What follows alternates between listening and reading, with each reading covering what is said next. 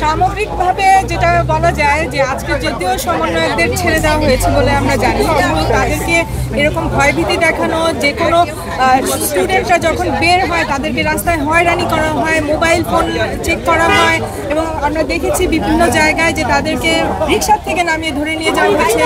এবং সেখানে আমরা চারিদিকে দেখছি শুধু শিক্ষক না, বিভিন্ন শ্রেণী পেশার মানুষ এখন পুলিশের সাথে যুদ্ধ করে তাদেরকে ধরে নিয়ে আসতে হচ্ছে।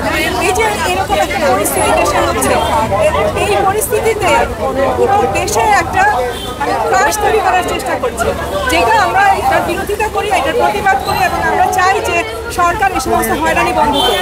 আমরা বিশ্ববিদ্যালয়ে ঢুকবো, আমাদের বিশ্ববিদ্যালয়ে আমাদের স্থান, সেখানে আমাদেরকে ঢোকার সময় আইডি চেক করছে পুলিশ।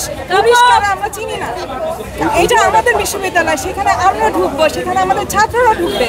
কেন বিশ্ববিদ্যালয় বন্ধ করে রাখা হয়েছে, কেন এই ধরনের কাজ করা হচ্ছে, এই সব কিছু নিয়ে আমাদের যে সামগ্রিক প্রতিবাদ, সেটার একটা অংশ হিসাবে আমরা এখানে আসলে উপস্থিত হয়েছি। এটা ডিবি কার্যালয়ে আসা মানে শুধু সমন্বয়কদের জন্য আমরা আসিনি, এছাড়াও আমাদের অনেক ছাত্রছাত্রী নিখোঁজ হয়ে আছে, এবং একটা সময় গেছে যখন প্রতিদিন এই ধরনের ঘটনা ঘটছে। গতকালও ব্লক রেড হয়েছে। এই সমস্ত কিছু আমরা প্রতিবাদ জানাতে এসেছি। 24 সালের বাংলাদেশে